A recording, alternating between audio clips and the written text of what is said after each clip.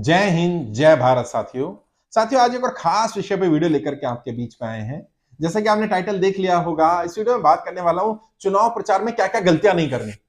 वैसे तो मैं ये मानता हूं कि चुनाव प्रचार में कोई भी चीज जो आपको फायदा देती हो वो करने में कोई गुरेज नहीं है, कोई बुराई नहीं है। लेकिन फिर भी कुछ चीजें हैं जिनका ध्यान रखना चाहिए, जिनसे बचना चाहिए, और अगर नुकसान हो रहा है तो वो काम तो नहीं करने चाहिए। जैसे सबसे बड़ी गलती जो अक्सर लोग चुनाव प्रचार में कर रहे होते हैं, चुनाव के बिल्कुल नॉमिनेशन भर देने के बाद प्रचार शुरू करते हैं, जबकि असली चुनाव प्रचार नॉमिनेशन से पहले करना चाहिए। बल्कि मैं तो कहूंगा आचार संहिता से पहले प्रचार कर लो, चुनाव में प्रचार की जरूरत ही ना पड़े। घर घर तक, एक एक व्यक्ति तक, एक एक वोटर तक अपनी बात पहुंचा दो, बार बार पहुंचा दो, ताकि जब चुनाव लड़ो तो सिर्फ सिंबल बताना पड़े, बाकी कुछ बताना ना पड़े। लेकिन फिर भी कई लोग होते हैं कि चुनाव प्रचार के समय पर काम करते हैं। अवॉइड करो, जितना जल्दी हो पाए उतना अच्छा। चुनाव के समय तक इसको मत खींचो। दूसरा, चुनाव के समय प्रचार करते समय सारे माध्यमों का इस्तेमाल करो। 75 वेज ऑफ प्रमोशन होते हैं, मैं कहूंगा 75 के 75 तरीकों का इस्तेमाल करो। बल्कि कोई 76वां 80 तरीके भी हो सकते हैं, तो उनको भी इंप्लीमेंट करो। किसी भी तरीके को मना नहीं करना, किसी को भी नहीं।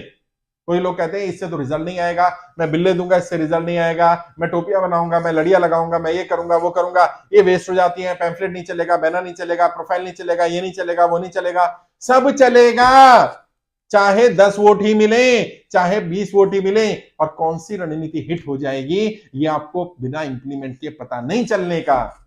हाँ, छोटे चुनाव है, अगर आप ग्राम प्रधान का चुनाव लड़ रहे हैं, बीडीसी मेंबर का चुनाव लड़ रहे हैं, तो सारी रणनीतियों की जरूरत नहीं है, प्रचार के 75 तरीकों का इस्तेमाल करने की जरूरत नहीं है। लेकिन कम से कम विधानसभा स्तर पर, कॉर्पोरेशन बड़ा कॉर्पोरेशन है जहां पर 50-60 हजार वोट है, जहां पर चेयरमैन का इलेक्शन है 20-30 हजार वोट है, वहां पर ज्यादा से ज्यादा तरीके इस्तेमाल करो। चाहे भले कुछ कम पैसा लगाकर करो, लेकिन हर तरीका इस्तेमाल करो। कोई भी तरीका चुनाव प्रचार का वेस्ट नहीं होता।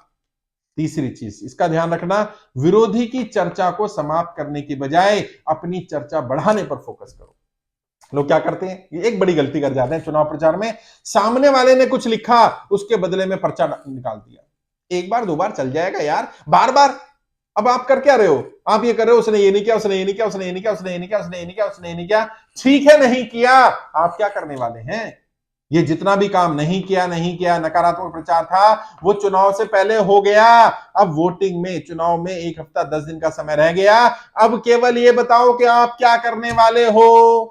आपको अवसर क्यों दिया जाए बार बार वीडियो के माध्यम से, फेसबुक के माध्यम से, यूट्यूब के माध्यम से, आपकी एलईडी वैन चल रही होगी वहां पर, पैम्फलेट के माध्यम से, बैनर के माध्यम से, होर्डिंग के माध्यम से, प्रचार के 75 के 75 तरीकों में केवल सकारात्मक प्रचार। आपको क्या मिलने वाला है, यानी जनता को क्या मिलने वाला है अगर जनता आपको उम्मीदवार के रूप में चुनती है? तो जनता ने आपको कॉर्पोरेटर बनाया, जनता ने आपको विधायक बनाया, सांसद बनाया, उस जनता को क्या लाभ होने वाला है? क्षेत्र के लिए आपके विचार क्या हैं? आप क्या करने वाले हैं? भूल जाइए सामने वाले ने क्या नहीं किया, क्या किया। उसके लिए चुनाव प्रचार से पहले का समय था। नॉमिनेशन से पहले पहले आप जितना मर्जी उस पर अटैक करते, उसकी विचारधारा पर अटैक करते, उसकी बाकी चीजों पर अटैक करते। अब आपका सारा फोकस ये होना चाहिए कि मैं क्या करने वाला हूं, मेरी पार्टी, मेरा संगठन क्या करने वाला है, हम कब कब आपके साथ खड़े रहे हैं, आगे हम क्या क्या करने वाले हैं। जितना ज्यादा सकारात्मक कैंपेन चलाएंगे उतना ज्यादा लाभ होगा। ये गलती मत कर जाना।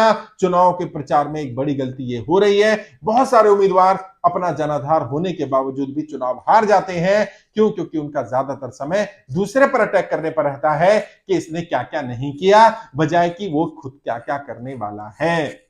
समस्याओं पर बात करने में बुराई नहीं है, क्षेत्र की समस्याएं उठाओ। सफाई की समस्या है, लॉ एंड ऑर्डर की समस्या है, शिक्षा की समस्या है, स्वास्थ्य की समस्या है, उन समस्याओं को उठाओ, लेकिन साथ में समाधान भी रखो। लेकिन लोग क्या कर रहे हैं, समस्याओं पे बात करें। आप क्या कूड़ा है, कूड़े की समस्या नहीं होनी चाहिए, इन लोगों ने कूड़े पर काम नहीं किया, इन लोगों ने इस पर काम नहीं किया, इन लोगों ने शिक्षा पर काम नहीं किया, इन लोगों ने स्वास्थ्य पर काम नहीं किया, इन लोगों ने भ्रष्टाचार किया, इन लोगों ने ये किया। ठीक है, किया, आप क्या करने वाले हैं? और मैं बता रहा हूं, बाय एंड लार्ज जनता नेताओं के बारे में बहुत अच्छी इमेज नहीं रखती है। तो आप चाहे कितना ही बोल लो, लोग ये भी मानकर चलेंगे कि आप भी वैसा ही करने वाले हो। तो बेहतर ये रहेगा आप क्या क्या करने वाले हैं उस पर फोकस करें। एक और बड़ी गलती जो अक्सर अभी तो मैं देख रहा हूं, मतलब लगभग सभी करने लगे, क्या? अपने चुनाव के संसाधन, जितने भी पैसा संसाधन है, वो शुरू में खर्च कर दिए। बात के लिए बचा करके नहीं रखा, नहीं ये गलती नहीं करनी है। लास्ट का हफ्ता चुनाव का जो होगा उसमें अधिक बम्बार्डमेंट होनी चाहिए। अपने ज्यादातर संसाधन, ज्यादातर रिसोर्सेज लास्ट के सप्ताह के लिए बचा करके रखिए, और लास्ट के सप्ताह में ऐसी बम्बार्डमेंट होनी चाहिए कि सामने वाला टिक ही ना पाए। सुबह अलग पर्चा जा रहा है, शाम में अलग जा रहा है, दोपहर में अलग जा रहा है। सुबह होर्डिंग में कुछ और है, शाम में कुछ और आ गया, दोपहर में कुछ और आ गया। होर्डिंग की स्क्रीन ही तो चेंज होनी है, होर्डिंग तो आपने बुक करा रखी है। सामने वाला हैरान, यार 2 दिन बाद फिर चेंज हो गया। सामने वाले को रणनीति बनाने का मौका ही ना मिले। आपके फील्ड में जाने वाले लोग, आपके जो नुक्कड़ नाटक करने वाले लोग हैं, अलग अलग प्रचार के जो छुपा प्रचार कर रहे हैं, छुपा प्रचार की ज्यादातर टीम लास्ट के हफ्ते में काम करे, इफेक्टिवली काम करे। नहीं कर रही उससे पहले कोई बात नहीं, चल जाएगा। लास्ट का 1 वीक जो होगा अपने सारे बम्बार्डमेंट कर देनी है। और लास्ट चुनाव वाली रात में तो आपको पता है बहुत सारे लोग बहुत कुछ करेंगे। आपने लेजिटिमेट तरीके से पहले ही अपनी तैयारी इतनी कर लेनी है कि सामने वाला कुछ भी बांटना चाहे, कितना ही कुछ कर ले, आपका वोटर टूटे नहीं, आपका वोटर आपको छोड़कर ना जाए। लेकिन अगर आपने संसाधन ही नहीं रखे, मैं नाम तो नहीं लूंगा, लेकिन कई उम्मीदवार ऐसे हैं जिनके लिए जब रणनीति बनाते हैं लास्ट के 1 हफ्ते में उनके पास संसाधन एग्जॉस्ट हो जाते हैं। कोई रैली नहीं कर पा रहे हैं, कोई बड़ा कार्यक्रम नहीं कर पा रहे हैं, जो रणनीति बताई जा रही है वो इंप्लीमेंट नहीं कर पा रहे हैं। क्यों? क्योंकि संसाधन पहले ही एग्जॉस्ट हो चुके थे, पहले ही लगा दिया।